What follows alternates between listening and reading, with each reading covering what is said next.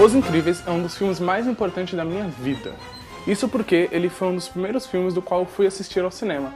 E a partir daí que eu comecei a entender qual é a experiência propriamente dita que um cinema pode oferecer.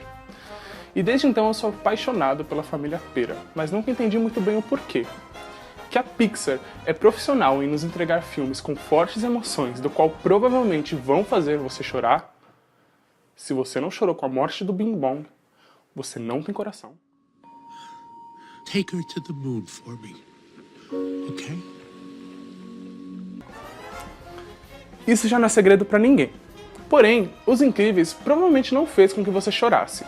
Mas mesmo assim, eu continuo apaixonado pela família Pera e nunca entendi muito bem o porquê. Eu fui entender um pouco mais sobre isso e responder algumas perguntas sobre o porquê eles não crescem na continuação, afinal de contas já se passaram 14 anos, depois que eu ouvi um podcast sobre a Pixar. Nesse podcast, diversos repórteres fazem perguntas para o diretor do filme, Brad Bird.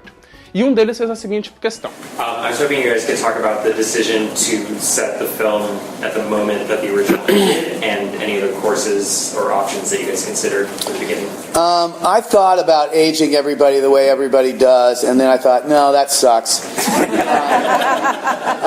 Depois dessa resposta maravilhosa do diretor, Brad explica que pra ele não faz nenhum sentido ver um Zezé no colégio. E pra explicar isso melhor, ele voltou antes da criação do filme, quando ele estava entendendo quais superpoderes ele poderia dar para esses personagens. E foi então que ele chegou à seguinte conclusão: é impossível criar novos superpoderes. Independente do qual você esteja imaginando, provavelmente algum cara em algum canto do mundo conseguiu criar alguma coisa bem parecida. E foi então que ele mudou sua estratégia.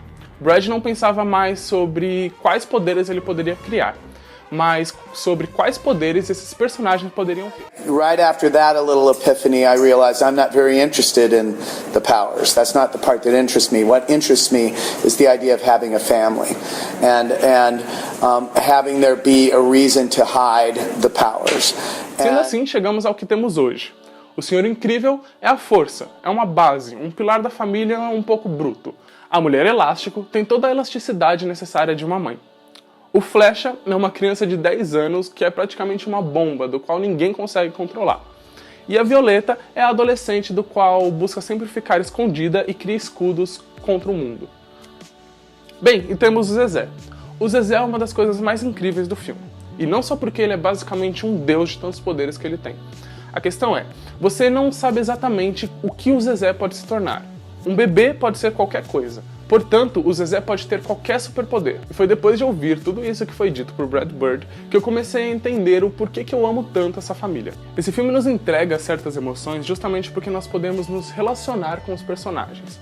Com toda certeza, dentro da sua família, independente da forma que ela esteja montada atualmente, existe um Senhor Incrível, existe um Flecha, uma Violeta, um Zezé e com toda certeza existe uma Mulher Elástico.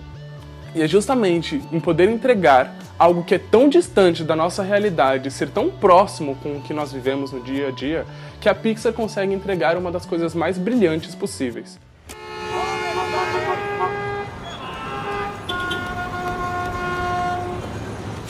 Isso mostra que mesmo sendo super-herói e tendo superpoderes, esses personagens são muito parecidos com nós e com o que nós vivemos no dia a dia.